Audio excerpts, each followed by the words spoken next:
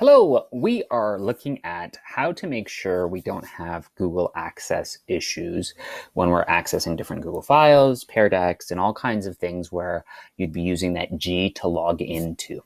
So I'm going to jump over here. Let's say this is my homepage. Any place you go, whether it's Google Drive or Google Classroom, you'll notice I'm not logging into any of my Google things. Or Gmail, blah, blah, blah, boom, right? Everything's there. And the reason that that is happening is not because of this on the web page, but this. So my profile on my Chrome browser is my work profile right now.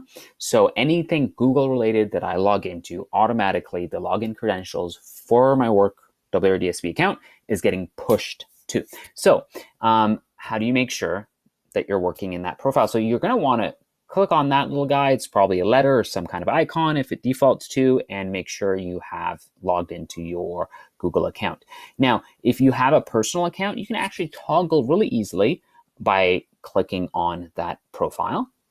Opens a whole new window, and you'll notice now if I click on type in Gmail, boom, actually type in the URL to go into Gmail, you'll notice it'll be my personal email. This is no longer my work Gmail because Google Chrome has opened a whole new window for that profile.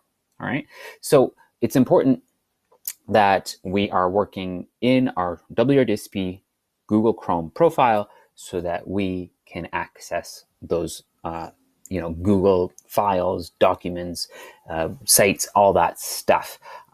If you want to add if let's say you're just downloading your browser and add an account, you can do that through here. Pressed, done, it'll open up. You can create your own, or you can sign into one that's already existing, type in your email, all that good stuff, and then your Microsoft credentials will pop up. You can take care of it that way. All right, fantastic. So remember, please make sure your Chrome browser is logged into your work account when you're doing work.